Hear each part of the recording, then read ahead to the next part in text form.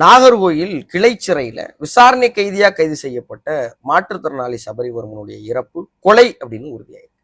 சரி, இப்ப இதை யாரு செஞ்சா?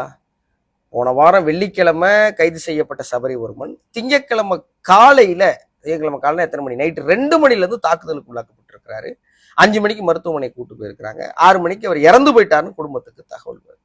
3 காவல் அதிகாரிகள் கைது செய்யப்பட்டிருக்கிறாங்க. 3 பேர் சஸ்பெண்ட் பண்ணியிருக்கிறாங்க. 8 துணை கைதிகளையும் இந்த வழக்குல சேர்த்திருக்கிறாங்க. எல்லாம் சரி.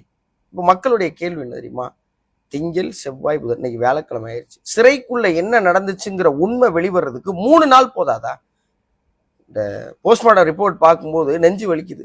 19 இடத்துல காயம். அதுல அவருடைய வலதுகை தான் அந்த மாற்றுத்திறன் கொண்ட கை. மாற்றுத்திறன் கொண்ட வலதுகையில 3 இடத்துல ஃப்ராக்சர். அப்படி எப்படிங்க அடிக்க முடியும்? ஒருத்தர் ஒரு மாற்றுத்திறனாளிய அவர் மாற்றுத்திறனாளி இடத்துல 3 இடத்துல உடைச்சிருக்காங்கன்னா யார் அடிச்சா? ஏன் அடிச்சாங்க? அடிக்கிறதுக்கான காரணம் என்ன? இந்த எந்த உண்மையுமே வெளியே வராமே இருக்கிறதுக்கு என்ன காரணம்? காவல்துறையுடைய பொறுப்பா இருக்கிற தமிழக முதலமைச்சர் அவர்கள் ஏன் இதை பத்தி பேசவே மாட்டாருங்கிறது தான் பெரிய கேள்வியா இருக்கு. இதுக்கு முன்னாடி தம்பி அஜித்குமார் அவருடைய மரணத்தின் போது பொதுவெளியில மேடை போட்டு கண்டனம் தெரிவிச்ச தமிழக வெற்றி கழகம் இன்னைக்கு ஆட்சி பொறுப்புல இருக்கிறாங்க. ஆனா ஏன் பொறுப்பேற்க மாட்டாங்க? ஏன் முதலமைச்சர் அவர்களை பத்தி பேசவே, இப்ப கூட பேசலாம், முதலமைச்சர் எப்ப பேசுவாருங்கிற கேள்வி இருக்குல்ல.